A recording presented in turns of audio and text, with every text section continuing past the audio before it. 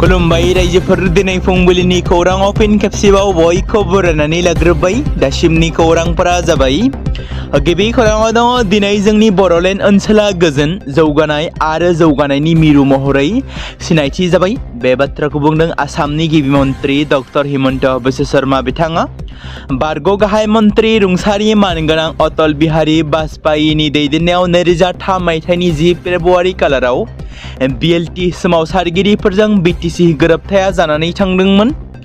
मख'नो गोनांदि मैयानि 24थि बड'लेण्ड सान फालिनायनि समाव जों बड'फा उपेन्द्रनाथ ब्रह्मनि सिमां मानगोनां गाहाय मन्त्रि नरेन्द्र मदिनि नोजोरनिफ्राय थुलुंगा जानानै बै ओनसोलनि आबुं जौगाखांनायनि थाखाय खामानि मावनो जोंनि रादायखौ फिन खेबसे फोरमायदों। बे बाथ्राखौ मख'दों गिबि मन्त्रि डक्टर हिमन्त बिश्व शर्मा बिथाङा। मख'जाथावदि मैया बड'लेण्ड डेखौ बिटिसिनि दाब दाब जायगायाव मेहेरगोनाङै फालिनायखौ नुनो मोननाय जादों। बेबायदिनो 24थि बड'लेण्ड डेखौ क'क्राझारनि बड'फा नोगोर ग्रीनफिल्डआवबो गाजा गोमजायै फालिनाय जालाङो। बेयावनो बिटिसिनि चिफ हाग्रामा महिलारि आसामनि गिबि मन्त्रि डक्टर हिमन्त बिश्व शर्मा बिथाङाबो बाहागो लाफैनानै बिटिसि जौगाथायनि थाखाय गिबि मन्त्रि डक्टर हिमन्त बिश्व शर्मा बिथाङा मोनसे गेदेर अनथोब फोसावनानै गालाङो जेराव गिबि मन्त्रिया बुंनाय बादिब्ला लामा आरो दालां लुफुंनो थाखाय रायजो सोरखारा 1000 कौटि हरगोन जेराव बिजेपि आरो बिपिएफ ज' लोगो नांनानै बैफोर खामानिफोरखौ मावगोन। बाथ्राखौ बुंदों गिबि मन्त्रिया बिटिसि ओनसोलनि 15,000 लाइमोनफोरा 2 लाख राङारि अनसुंथाइ होगोन। बेनि गेजेरावनो माखासे आइजोफोरनो माखासे न'खरनो 2 लाख रांनि चेक गथायनायखौ थांनाय सानखालि नुनो मोननाय जादों। बिटिसि एकर्ड सान फालिनाय समाव 2 लाख रांखौ गोबां सुबुंफोरनो गथायदों। चेन्नाइआव बड'लेण्ड गेस्ट हाउस लुफुंनानै होगोन। गोदान दिल्लीयाव नैथि खेबनि थाखाय बागुरुम्बा मोसाहोगोन। बेफोर बाथ्राखौ फोरमायथिदों गिबि मन्त्रि डक्टर हिमन्त बिश्व शर्मा बिथाङा। बिटिसिनि चिफ मानगोनां हाग्रामा महिलारिया ससियेल मिडियानि गेजेरजों ओरैबायदि बाथ्रा फोरमायदों जेराव बिथाङा ससियेल मिडियायाव फोसावदों दि बे गोथार बड'लेण्ड सानाव जों बड'लेण्ड सोमावसारनायनि अमर मुंख्लंफोर जोंनि सिनायथि जोंनि हा हु आरो जोंनि सिमांफोरखौ अरायबो लाखिनो थाखाय गावनि जिउखौ बावसोमबोनाय फिसाज्ला फिसाजोफोरनिसिम गोथौयै साबायखर बावो आरो गोसो गोरबोजों मान बावो। बिसोरनि थैया जोंनि हारिनि हाखौ थाजिम खालामदोंमोन। बिसोरनि बावसोमनाया दिनै जों मोननो हानाय गावखुंथाय आरो मान सन्माननि लामाखौ थियारि खालामदोंमोन। आरोबाव बिटिसिनि चिफ हाग्रामा महिलारिया बुंबावदों गावनि गथ'खौ खोमानाय साफ्रोमबो बिमानो जोबनो गैयै नेनायनि दुखु दाहाखौ सहायनो गोनां मोनफ्रोमबो न'खरनो आरो साफ्रोमबो जोहोलावफोर जाय बड'लेण्डनि थाखाय नांबोदोंमोन बिथांमोननि साहसआ जोंनि हाजोफोराव मोनफ्रोमबो सान ओंखारनायजों रिंखांदों। दावहाथिलिनिफ्राय गोजोन आरो दावगानायनि लामायाव गावसोरनि थांखिखौ लानानै थांनाय बिएलटि सोमावसारनायाव जिउ बावसोमनाया ओरैनो गोग्लैयाखै। दिनै जेब्ला जों बिथांमोननि जुजिनायनि फिथाइखौ फालियो अब्ला जों जोंनि रादायखौ फिन खेबसे फोरमायबावनो सानो। बर' सुबुंफोरा माब्लाबाबो बावगारनाय नङा माब्लाबाबो दोरोदनाय नङा आरो जेब्लायबो रोजा रोजा जोंनाय आत्माफोरखौ मान होगोन जाय बिथांमोना जोंनि थाखाय गासैखौबो होबावगोन। जोंनि आंगो मुंख्लंफोर नोंथांमोननि उनमोनथाया बड'लेण्डनि मोनफ्रोमबो बिखायाव थांनानै दं होननानै हाग्रामा महिलारि बिथाङा लिरदों। मैया 10 फेब्रुवारि 2026 खालारखालि सानजौफु 2:30 रिंगायाव भारतनि मानगोनां सोलोंथाइ मन्त्रि धर्मेन्द्र प्रधाननि मावखुलि पार्लियामेन्ट हाउसआव सोलोंथाइ आयदाखौ लानानै भारत सोरखारनि सोलोंथाइ बिफाननि गोजौ थाखोनि अफिसारफोरनि नुजाथिनायाव दुलाराय बर' फरायसा आफादा एबा एबसुआ गोबाव समनिफ्राय दाबि खालामबोनाय सोलोंथाइनि माखासे दाबिफोरखौ मोगथां महर होनायनि थांखिजों गोथौ आरो गुवारै नायबिजिरसंनाय आरो सावरायनाय जायो। जोबोद गोजोनथाव खौरांदि बे सावरायमेलनि गेजेरजों माखासे थिरांथाफोरखौ होयो। फारियै गिबियावनो दङ बर' फरायसा थानाय गंफ्रोमबो JNB आरो केन्द्रीय बिद्यालयाफोराव बर' MLखौ थाखो 12सिम फरायनो मोनहोनायनि थिरांथा होयो। नैथियाव दङ JNB गायसनजायै मैखोम बर' फरायसा थानाय जिल्लाफोराव थाबैनो गोदानै JNB गायसननो आरो क'क्राझार जिल्लानि थाखाय फिन गोदानै जिल्लानि बेन्दोंआव JNB गायसनफिननो थिरांथा होयो। बेबायदिनो CTETनि उननि जानो गोनां आनजादनिफ्राय बर' रावखौ लेंगुवेज 1 महरै लिरनो हानायनि थाखाय होनाय दाबिखौ मावफुंनो थिरांथा होयो। तेजपुर इउनिभार्सिटि आरो आसाम इउनिभार्सिटियाव बर' बिफान थिसननो थिरांथा होयो। सैनिक स्कुलनि मुं थिसननाय आनजादाव बर' रावनि सोंथि बिलाइजोंबो आनजाद खुंनो थिरांथा होयो। नेशनेल मिन्स काम मेरिट स्कलारशिपनि सोंथि बिलाइखौ 2025 मायथाइनिफ्राय बर' रावजों बर' फरायसाफोरनो सेबखांनानै होनायनि थाखाय एबसुनिफ्राय भारत सोरखारनिसिम साबायखर बावनानै बोसोरफ्रोमबो थाद'नाय गैयाजासे बर' रावनि सोंथि बिलाइ होलांबाय थानो खावलायबावनाय जायो आरो बिटिआर गोरोबथायाव थानाय मिरुआरि सोलोंथाइ फसंथानफोरखौ थाबैनो मावफुंनो एबसुनिफ्राय दाबि दैखांनाय आयदाखौ भारत सोरखारा मावफुंनो नाजाबाय थादों होननानै मानव गेदेर बिथाङा फोरमायथियो। बे ओंथिगोनां सावरायमेलाव फारियै एबसुनिफ्राय जानानै बाहागो लादोंमोन मानगोनां लोगो आफादगिरि खोरोमदाव औवारी, गाहाय नेहाथारि कनिन्द्र बसुमतारी, सोलोंथाइ नेहाथारि सोमावसार बसुमतारी बिथांमोना मैखोमै बाहागो लायो। लोगोसे मानगोनां एमपि लकसभानि जयन्त बसुमतारी बिथाङाबो बाहागो लादोंमोन। आथिखालाव जोंनि बर' लाइमोनफ्रा बबे लामाजों थांगासिनो, जेराव माखासे लाइमोनफ्रा ससियेल मिडियायाव एबा गोबां समफोरावनो ससियेल मिडियायाव नंखाय बाथ्रा बुंनानै फोसावनाय, सोरखौबा गाज्रि सावगारिजों एडिटिं खालामनानै फोसावनाय, सोरखौबा एआइनि मददजों समाजाव गनायजाथावै सावगारि एबा भिडिअखौ खालामनानै समाजारि बिजोङाव जेरै फेसबुक, इन्स्टाग्राम, इउटुब बायदि बायदि ससियेल मिडिया एकाउन्टफोराव हगारनानै भाइरेल खालामनाय, स्प्रेड खालामनाय जाथायफोरा गोदान बाथ्रा नङा। बेबायदिनो फिन आरोबाव बिटिसिनि चिफ मानगोनां हाग्रामा महिलारी आरो बिटिसिनि बारग' चिफ प्रमद बर'नि सावगारिखौ लानानै एआइनि मदद लानानै एबा एआइखौ इउज खालामनानै गोग्लैनानै जोखोम जानाय एबा दोलानाय मोनसे भिडिअ गोसारनायखौ नुनो मोन्दों, जेराव फेसबुकआव हगारनानै होदों। थारैनो बेबायदि गनायजाथावै सावगारि एबा भिडिअ खालामग्रा सुबुंफ्रा माब्ला बेबायदि आखुनिफ्राय गोजान जागोन? बलिउड सावथुन मुलुगनि कमेडियान फावखुंगुर राजपाल यादवखौ जानो हागौ बयबो मिथिगौ। बलिउड सावथुन मुलुगनि मोनफ्रोमबो फावआव नायगिरिफोरखौ मिनिहोनो हाग्रा, गोसो बोहोनो हाग्रा एबा गोबां नायथावना फाव खालामगिरि राजपाल यादवआ गावनि केरियाराव मोन 214निबो बांसिन सावथुनफोराव फाव खालामखांबाय।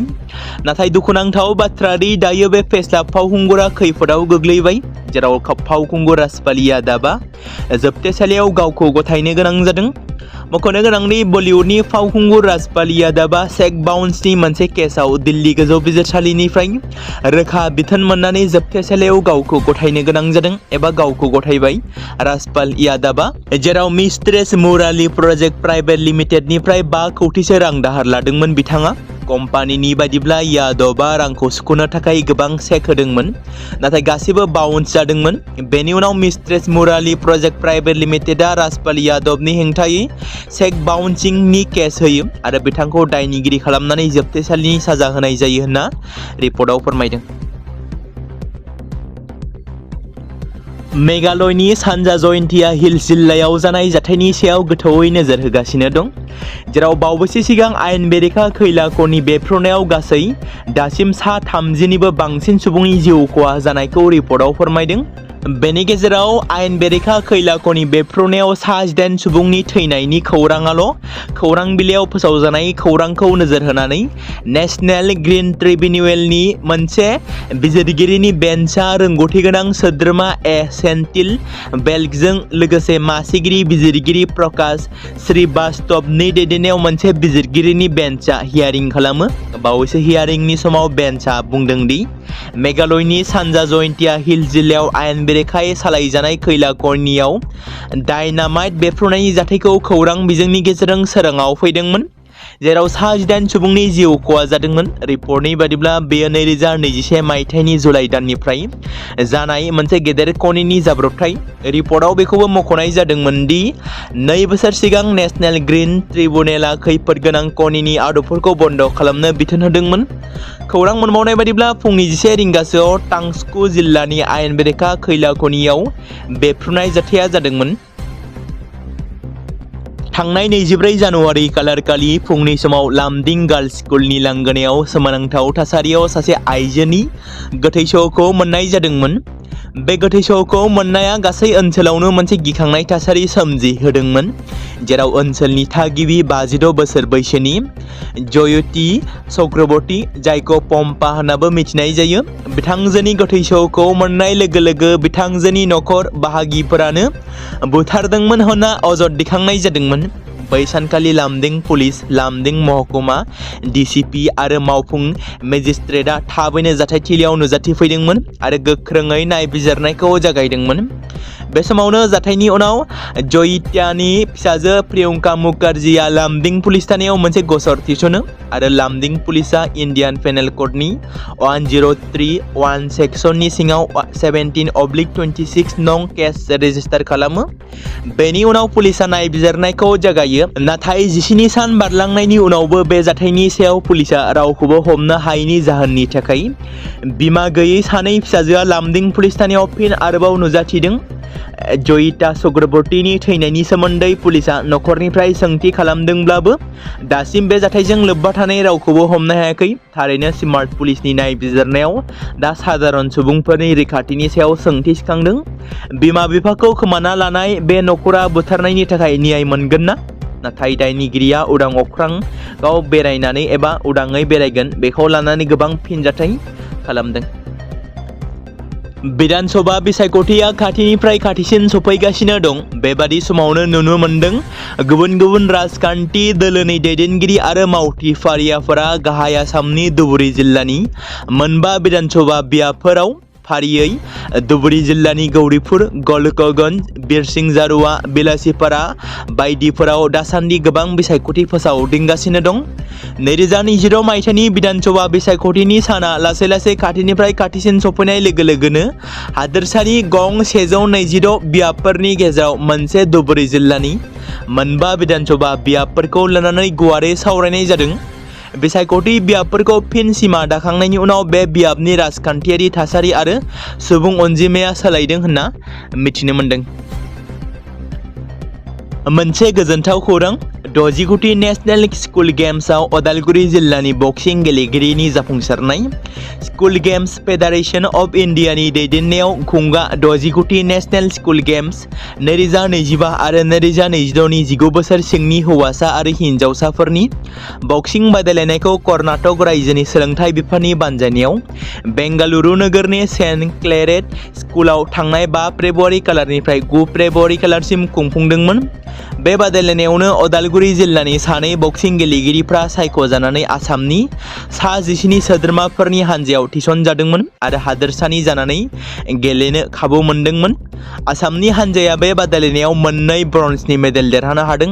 उदालगुरि जिल्लानि लाइमोन हौवासा बक्सिं गेलेगिरि सानदिप बसुमतारिया हौवासाफोरनि 69 निफ्राय 75 किल'मिटार गिलिर खोन्दोआव ब्रन्जनि मेडेल देरहानो हायो। गुबुन फारसे हिनजावसाफोरनि 60 निफ्राय लानानै 64 किल'ग्राम गिलिर खोन्दोआव उदालगुरि जिल्ला लाइमोन हिनजावसा बक्सिं गेलेगिरि हेमा नार्जारिया क्वार्टार फाइनालाव जेननानै मेडेल आवथायनो हानायनिफ्राय जानगाराव थानो गोनां जायो।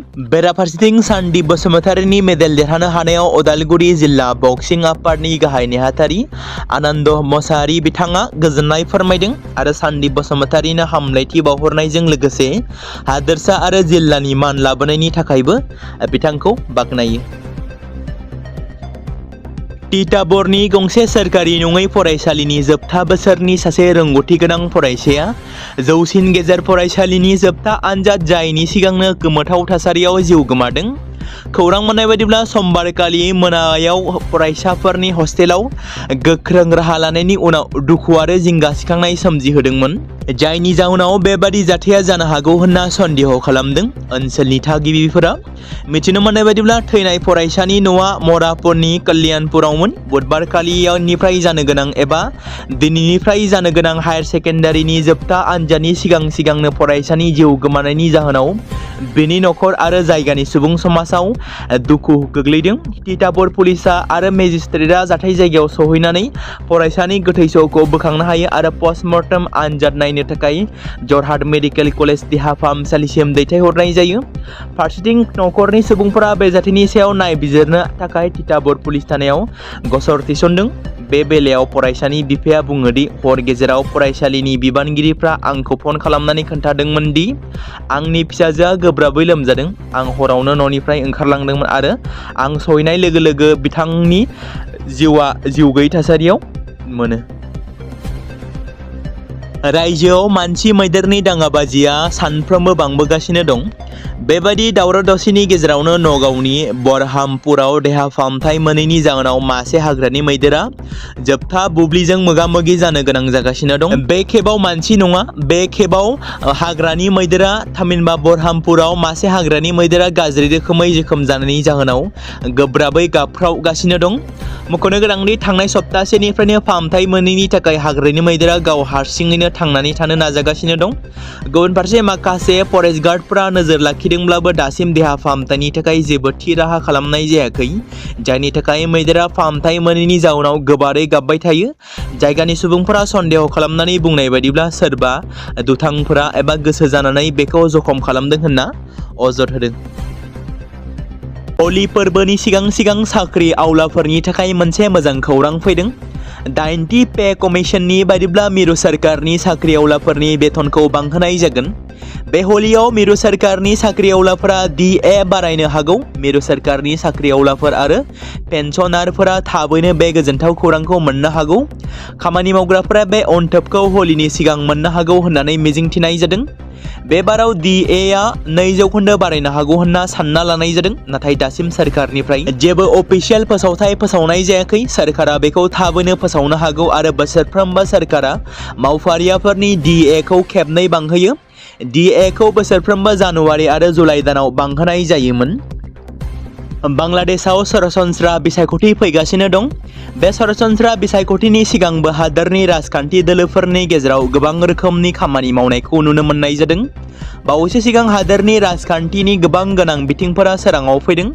साननैसो सिगां बांलादेश नेशनेलिस्ट पार्टी BNPनि जौसिन दैदेनगिरि तारिक रहमान जामात-इ-इस्लामीजों सोरखार दानायनि थांखिखौ लानानै होनाय बिबुंथिखौ लानानै हादोर नाङैनो गोबां फिनजाथाय सोमजिहोदों।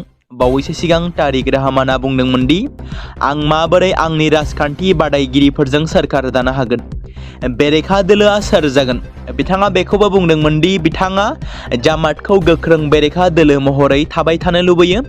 बेफोर बिबुंथिनि उनाव हादोरनि राजखान्थि फोथाराव गोबां फिनजाथाय सोमजिदों, जेराव मोन्नैबो दोलोनि राजखान्थियारि नोजोरनि गुदि फारागथिखौ दिन्थिनायनि अनगायैबो जामात-इ-इस्लामीजों खौसेथि सोरखार दानायनि थांखिखौ लानानै BNPनि गोजोननाय गैयैखौ नुनो मोननाय जादों।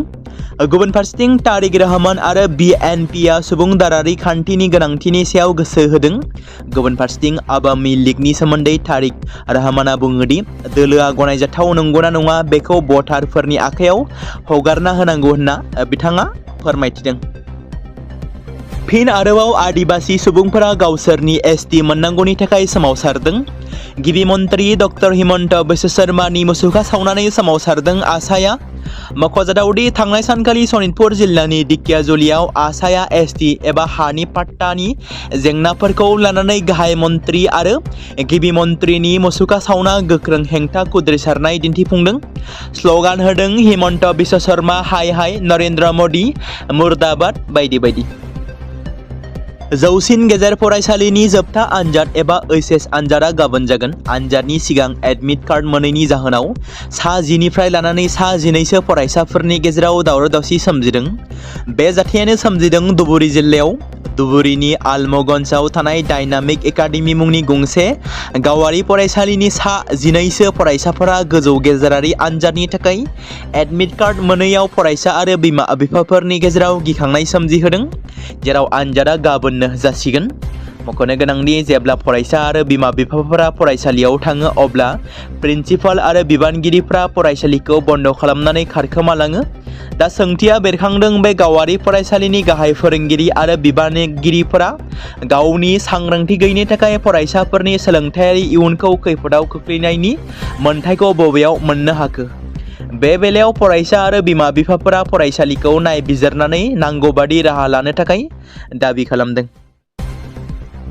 बोसोरफ्रोमबो मानकाचारनि गुबुन गुबुन जायगाफोराव माखासे थगायसुला फालांगिरिफोरा आयेन बेरेखायै इटा बाटा सालायगासिनो दं आरो गोबां बिबांनि सोरखारि टेक्स खावगासिनो दं होननानै अजद होनाय जादों। सोरखारनि जेबो गनायथि गैयालाबानो बे इटा बाटानि बिगोमाफोरा माबोरै बेफोरबायदि आयेन बेरेखा खामानि मावनो साहस खालामनो हाखो? बे आयदानि सायाव दा सांग्रां सुबुंफोरा सोंथि खालामगासिनो दं। मख'नो गोनांदि बे जाथाया ओनसोलाव गोख्रों सावरायनायनि आयदा जानानै फैदों। थांनाय बोसोराव जिल्ला खुंथाया आयेन बेरेखा इटा बाट्टानि हेंथायै अपारेशन खालामदोंमोन आरो माखासे इटा बाट्टाफोरखौ सिफायदोंमोन। नाथाय जिल्ला खुंथाया लानाय गोख्रों राहाफोरखौ नेवसिनानै माखासे दुथां फालांगिरिफ्रा फिन आरोबाव गोदान आयेन बेरेखायै इटा बाट्टाखौ लुनानै मुलाम्फा गोनां गोजा इटानि फालांगि खालामगासिनो दं। नुनो मोननाय बायदिब्ला बै आयेन बेरेखा इटा बाट्टाफोरा सोरखारनि खाजोनाखौ खहा खालामनायनि अनगायैबो आबहावा आरो जायगानि जिउ खुंनायाव गाज्रि गोहोम खोख्लैगासिनो दं।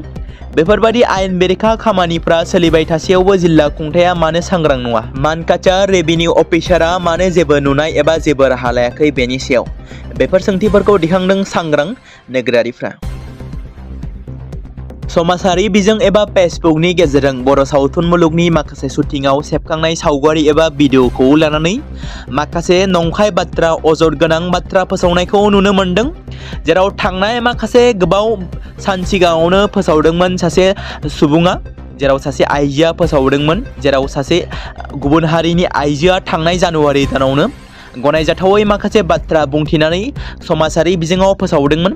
नाथाय बिथांजोआ दासिमबो गोबां सुबुंफोरा अजद होसेयावबो एबा गोबां सुबुंफोरा बिथांनि पस्टआव कमेन्ट खालामनानै बुंहरसेयावबो बिथाङा ससियेल मिडियानिफ्राय डिलिट खालामाखै एबा बोखाराखै। मख'नो गोनांदि जेराव बयजोंबो अनसायजानाय जांख्रिथायनि थैसाम नैथि खोन्दोनि माखासे हाथियार लानानै शुटिंआव लानाय सेबखांनाय माखासे सावगारिखौ लानानै अनजालि सरेन मुंनि सासे आदिबासि आइजोआ पस्ट खालामदोंमोन। जेराव बिथांजोआ पस्टनि गेजेरजों लिरदोंमोन दि मा खालामगासिनो दं आसाम सोरखारा? उदाङै हाथियार लानायखौ थाबैनो गोख्रों राहा लानांगौ आरो थाबैनो एरेस्ट खालामनांगौ होननानै लिरनानै फोसावनायखौ नुनो मोनदोंमोन। जेराव बिथांजोआ बे लिरनायखौ दासिमबो बोखाराखै एबा डिलिट खालामाखै। बिथांजोआ बबेनि बेखौ मोजाङै मिथिनाय जायाखैब्लाबो नाथाय बिथांजोआ मानो बेबादि मोनथिया हसे बेफोरबादि बाथ्रा बुंखो एबा नंखाय बाथ्रा फोसावखो?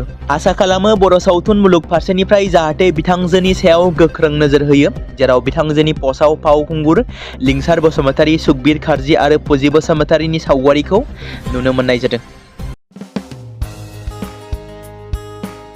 बे समाव मोनसे गोनां फोसावथाय बर' सावथुन नायनानै मोजां मोनग्रा गासै बर' रायजो राजाफोरनि गेजेराव लानानै फैदों मोनसे बर'नि OTT प्लेटफर्म गोनां, जाय प्लेटफर्मनि गेजेरजों नोंथांमोना बर'नि गोदान गोजाम सावथुनफोरखौ नुनो मोनगोन। थांनाय माखासे बोसोर सिगां बर'नि गेजेराव लानानै फैनाय निउबो एप बायदिनो फिन आरोबाव लानानै फैदों बर' रायजो राजाफोरनि थाखाय। बे बाथ्राखौ मख'नाया गोनांदि 2025 मायथाइनि जानुवारि दानाव ओंखारनाय आंगो स्ट्रिम मुंनि मोनसे OTT प्लेटफर्म गोनां निउबो एपनि गेजेरजों नोंथांमोना गोबांथार बर'नि सावथुनफोर जेरै ट्रेजेडि, रमान्टिक, एक्शन आरो कमेडिजों बुंफबनाय सावथुनफोरखौ नुनो मोनगोन। जेरै सनानि नखर, थांखि गैयै समाज, अनसुला आफा, हिर', बिमा बायदि बाजै, अर, थैसाम, वान्टेड, संदान आरो रं नाम्बार बायदि सावथुनफोरा मख'जाथाव। बेफोर सावथुनफोरखौ नायनो थाखाय नोंथांमोना गिबियावनो आंगो स्ट्रिम एपखौ गाव गावनि मबाइलाव थानाय प्ले स्ट'रनिफ्राय डाउनल'ड खालामनानै लोगोसे इनस्टल खालामनानै गावनि मबाइल नाम्बारजों लगइन खालामनानै लाग्रोनांगोन। बेनि उनाव नोंथांमोना गोबांथार नुनो मोनै सावथुनफोरखौ गुगोल पे, फन पे आरो पेटिएमजों रं नाम्बार सावथुनखौ नायनो थाखाय 60 रां आरो संदान सावथुनखौ नायनो थाखाय 80 रां, वान्टेड सावथुनखौ नायनो थाखाय 60 रां, थैसाम सावथुनखौ नायनो थाखाय 60 रां बेबायदिनो गोबांथार नुनो मोनै सावथुनफोरखौ नायनो थाखाय सुबिदा खालामनानै होदों आंगो स्ट्रिम प्लेटफर्मआ। फिन नोंथांमोननि गेजेराव फोरमायबावनो लादों बर' सावथुन नायनानै मोजां मोनग्रा गासै बर' रायजो राजाफोरनि गेजेराव लानानै फैदों मोनसे बर'नि OTT प्लेटफर्म गोनां, जाय प्लेटफर्मनि गेजेरजों नोंथांमोना बर'नि नुनो मोनै सावथुनफोर जेराव गोदान गोजाम सावथुनफोरखौ नुनो मोनगोन। बे बाथ्राखौ मख'नाया गोनांदि 2025 मायथाइनि जानुवारि दानाव दिहुनजानाय आंगो स्ट्रिम मुंनि मोनसे OTT प्लेटफर्म गोनां एपनि गेजेरजों नोंथांमोना गोबांथार बर'नि ट्रेजेडि, रमान्टिक, एक्शन आरो कमेडिजों बुंफबनाय सावथुनफोरखौ नुनो मोनगोन। जेरै रं नाम्बार संदान वान्टेड थैसाम अर बिमा बायदि बाजै हिर' अनसुलाफा थांखि गैयै समाज सनानि नखर बायदि बायदि सावथुनफ्रा मख'जाथाव। बेफोर सावथुनफोरखौ नायनो थाखाय नोंथांमोना गिबियावनो आंगो स्ट्रिम एपखौ गाव-गावनि मबाइलाव थाखानाय प्ले स्ट'रनिफ्राय इनस्टल खालामनानै गावनि मबाइल नाम्बारजों लगइन खालामखांनायनि उनाव नोंथांमोना गोबांथार नुनो मोनै सावथुनफोरखौ गुगोल पे, फन पे आरो पेटिएमजों रं नाम्बार सावथुनखौ नायनो थाखाय 60 रां, संदान सावथुनखौ नायनो थाखाय 80 रां, वान्टेड सावथुनखौ नायनो थाखाय 60 रां, थैसाम सावथुनखौ नायनो थाखाय 60 रां, बेफोरबायदिनो अर सावथुनखौ नायनो थाखाय 60 रां पे खालामनांगोन। बेबायदिनो गोबांथार नुनो मोनै बर' सावथुनफोरखौ नायनो थाखाय सुबिदा खालामनानै होदों आंगो स्ट्रिम प्लेटफर्मआ।